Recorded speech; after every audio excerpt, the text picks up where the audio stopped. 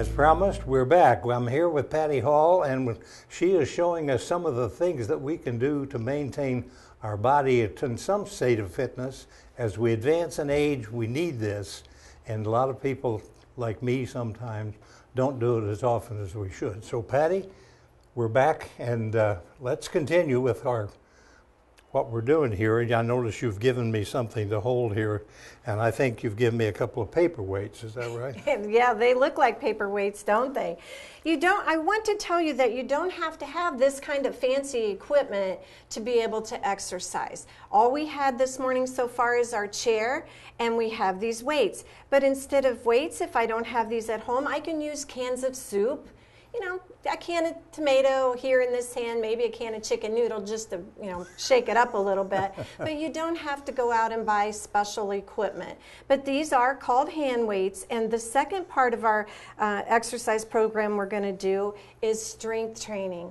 And strength training is very important for us as we age. Yes. It helps us keep mobile, and it also helps us to be able to have endurance when we're trying to do things. It helps us when we're trying to reach up on those shelves to get things or pick things up off the floor. So we want to keep our body nice and strong.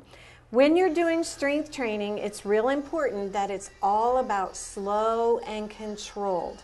Slow and controlled. Okay. Slow and controlled. It's not about how fast you can do it, because what we're doing is we're doing weights with resistance. We're trying to do it with resistance. So the first one we're going to do is taking your weight and turning your hand over. Excellent.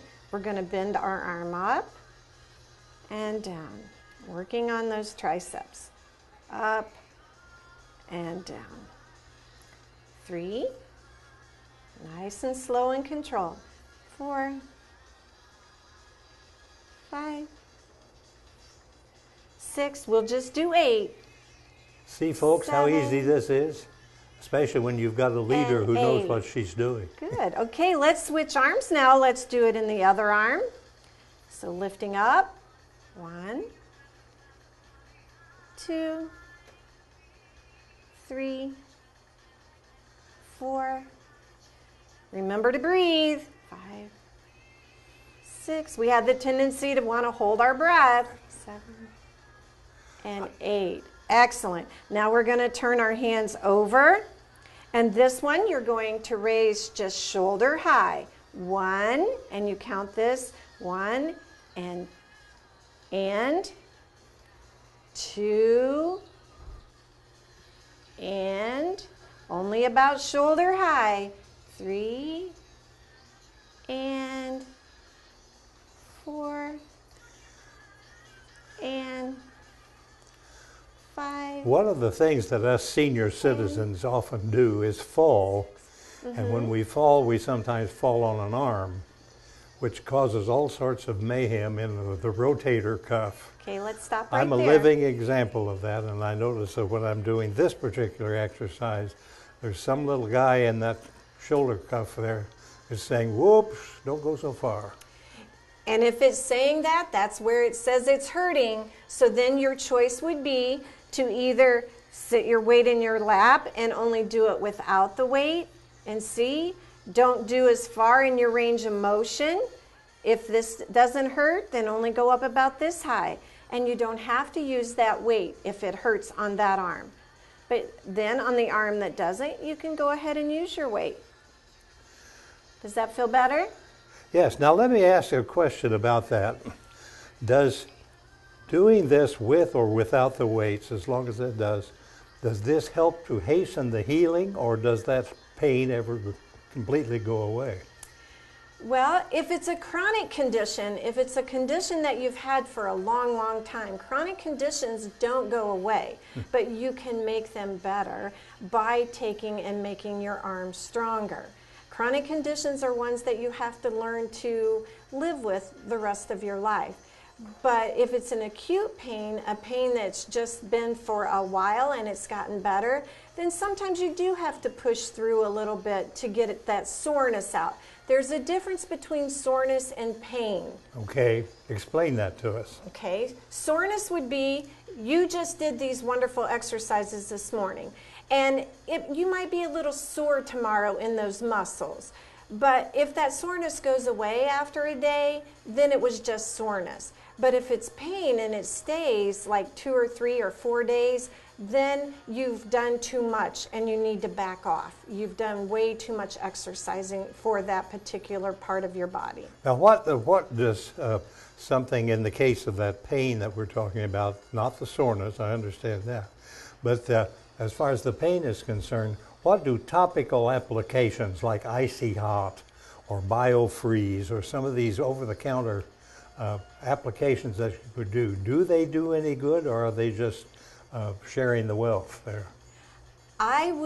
My recommendation would be, and so would Enhanced Fitness recommendation be, that anytime you're using any kind of over-the-counter treatments, you should always check with your doctor first, even if it's BioFreeze or some other type of topical application, because most of us as seniors, we might be taking other medications, and we're not real sure how all of that works together. So it might have an effect if you take and use medicine with BioFreeze, not knowing what's in it, and it might interact with one of the other medicines you're taking. So even if you're taking supplements or you're doing any kind of applying any kind of treatment, you should always check with your doctor first before you start using that.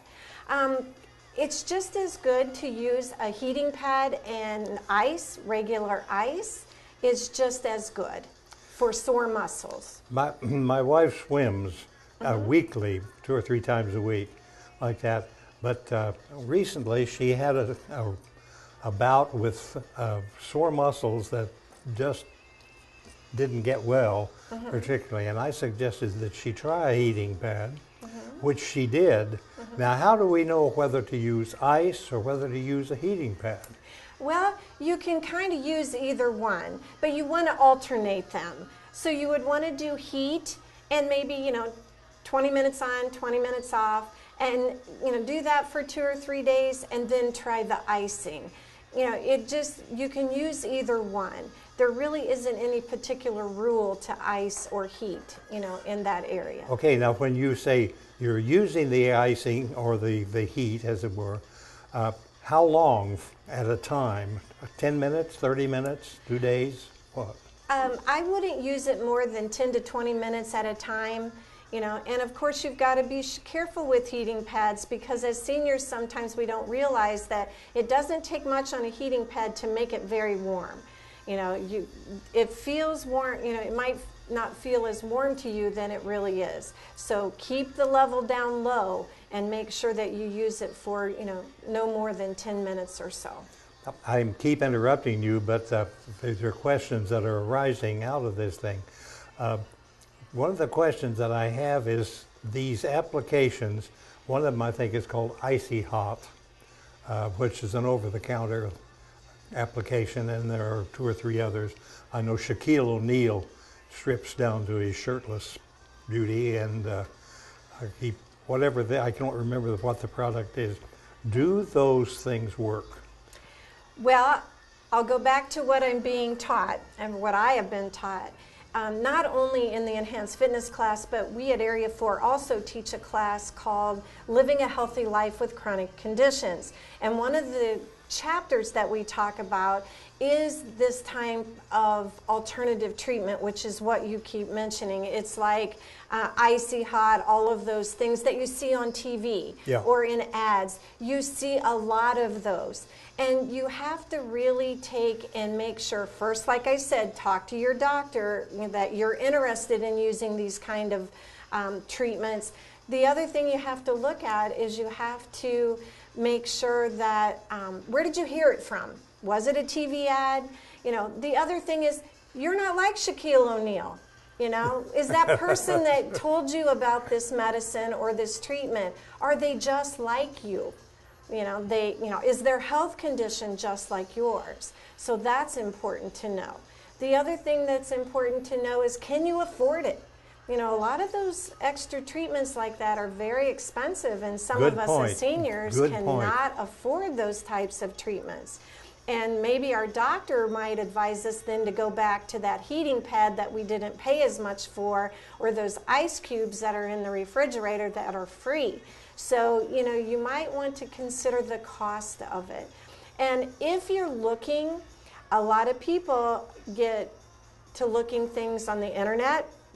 If you're looking up treatments or, you know, does this work, does Icy Hot work, you know, you have to be sure that you're looking at sites that end in .gov, .org, which is like our not-for-profit organizations like Area 4. Yes. Or you also would want to look at like ones that end in .edu, which are like our universities, which is where this program was developed, is at a university.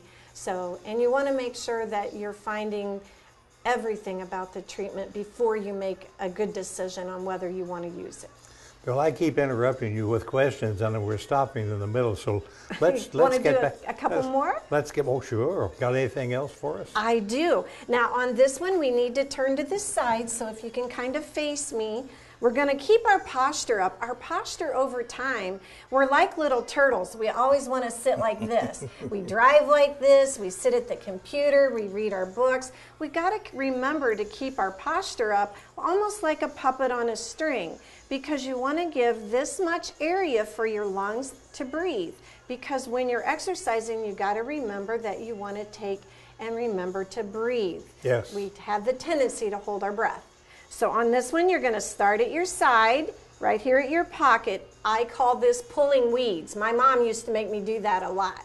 So you're going to bend from the side and back up to your pocket. Over here, look at there.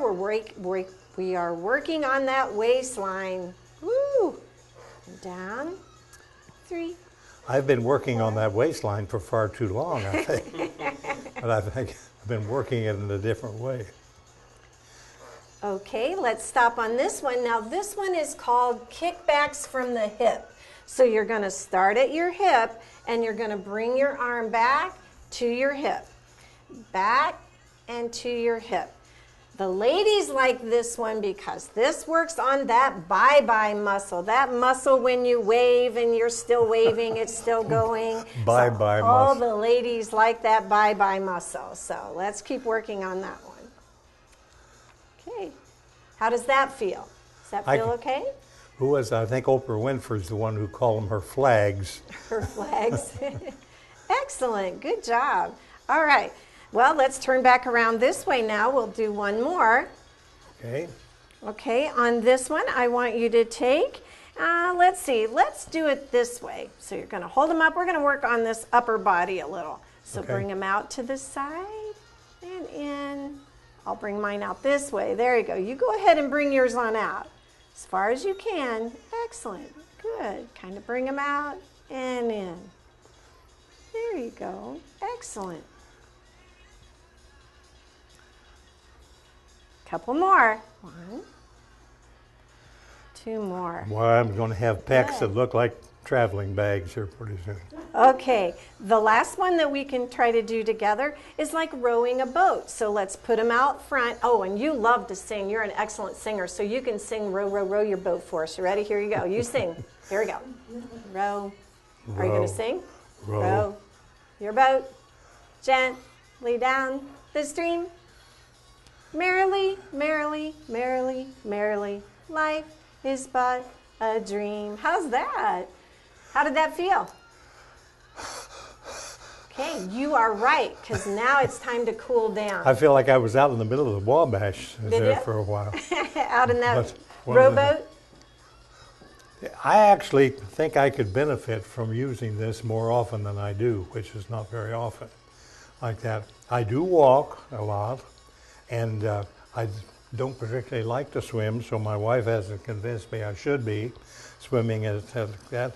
But the things that you've shown us, me, and all of you folks out there in TV land, I love to use that term, in TV land, and watching what Pattie has showed us today can only result in improvement as far as our body health, and it certainly does nothing to tear it down. This has been Goin Like 60. Pattie, thank you. I can hold these with one hand. Did you see that? I see that. Just on the basis of what he did.